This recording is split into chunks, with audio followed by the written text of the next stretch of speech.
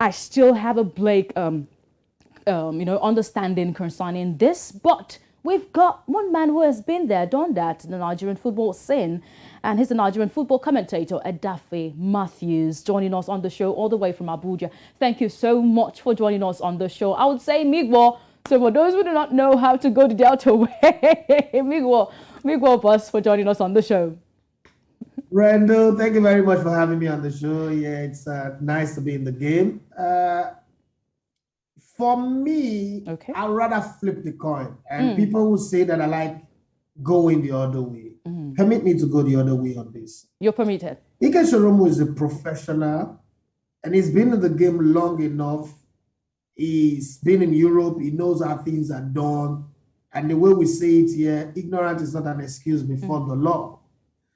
How do you put yourself in a position where you don't have a valid contract, you don't know how much you earn, and you've been working with the FA for this long, and then all of a sudden you're not becoming a hostage taker? This is when you're demanding for it. I think there's something wrong. If you agree to work pro bono, then let's know that you are doing a labor of goodwill for the Nigerian football. Don't come in the middle and start demanding for contract, because the way I understand this is contract is the demand you make at the beginning. So how did you sneak in, not demanding for your contract and your salary, and then all of a sudden, after over a year, you're not asking for it? It doesn't make sense to me. This is one thing that the ex-internationals must learn and fix pretty fast. Okay, there are indications, Edafe, that the Professional Footballers Association of Nigeria, PFAN, may clash with the Nigerian Football Federation following this controversy around the issues with Findi George is also inclusive here, and the goalkeeper's coach, Ike Shorunmu. But the NFF cited cutting costs as the reason for rotating these coaches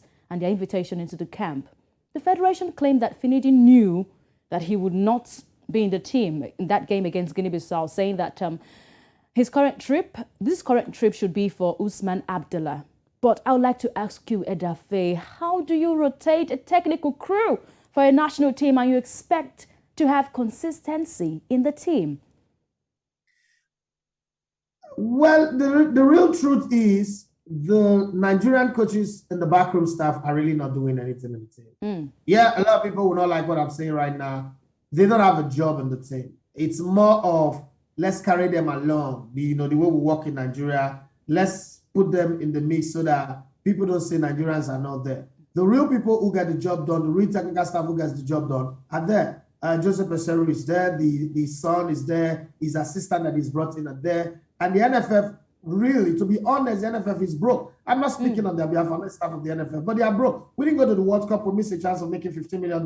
We didn't get a World Cup qualification bonus from Nike and every other sponsor that we have. We didn't do well at the African Cup of Nations. The chicken is definitely going to come home to roast. In the famous words of the great playwright, and thespian and novelist, Shino Ashemi, things are falling apart and the centers cannot hold. The centers are not holding right now for Nigerian football. Let's not forget that the entire budget for sport, youth and sports in Nigeria, 97% go to NYSC. Only 3% is kept up for sports. So you have to do cutting measures. Nigeria right now, there is nothing that works properly. I'm not surprised at what's happening in football, but I'm saying, Findi George, Ike Shorunmu, and the rest of them, it's time for you to face other job and let the few guys who are handling the national team handle it. Because from where I'm standing, they did a good job. My only problem was that the Minister of Sports allowed the Super Eagles to train in darkness, coven darkness, yesterday and the day before. That's my only problem. This is a professional job. You have your agent, you have your manager. If you didn't do a proper contract and you didn't put yourself in a place where you should be respected properly, and then you now put yourself in a merry-go-round rotation seat, then you enjoy it. For Edafe, we've always clamored for the inclusion of ex-internationals to the Super Eagles coaching crew, and now we've got two, and they have to be on a rotational basis. Has this ever happened before? Have we ever rotated coaches before? I really need to get answers to these questions, because I don't know where this is coming from. We've never rotated coaches before, but truth be told, the coaches currently, Nigerian football have never faced this kind of sparsity of funds ever in the history of the country. And the way it is, with coaches not being paid since forever, which would you rather have? Coaches who work and not get paid, or cutting down the coaches so that you can pay the ones that you have. I think it's the same thing. There are so many things we've never had before. I mean, from when I was born till we had Ebola, we've never had Ebola before. Since when I was born till 2019, late 2019, we've never had Corona before. So nothing is new under the face of the earth. You have to do what you've got to do to survive. Nigeria is not in luxury mode. Nigeria is in survival mode. And when you're in survival mode, it is a dog-eat-dog world. Things don't go the way they are planned because we're not in a utopian world right now. We're in a dystopian world, not just a dystopian world. We're in a dysfunctional dystopian world. So anything goes. This is a jungle. Anything goes, just survive. That's where we're at. Okay, you made a revelation to us here that the Super Eagles trained with no light in the velodrome there, the Abuja Stadium. Today, we would have them, the under-23, face up with Guinea.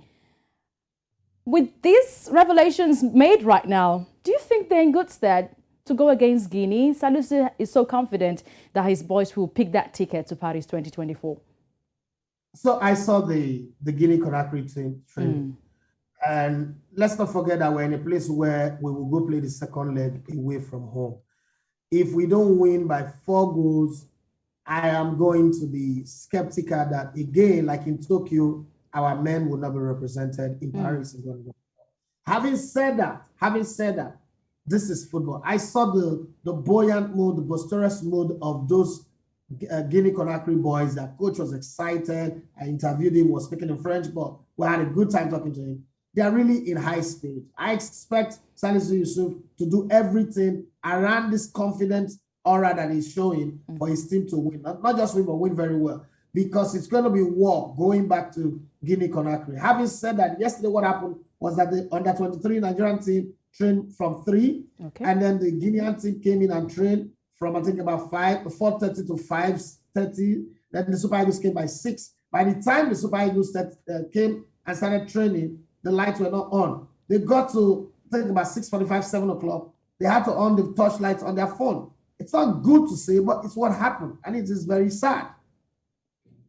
Very sad indeed, Edafe. I would like to bring you on and on. I want this conversation to go on and not stop. But we'll wait until the Super Eagles return back to the MKO Abiola Stadium after that March 29th incident. Thank you so much, Edafe, for joining us on the show. And Miguel, once again.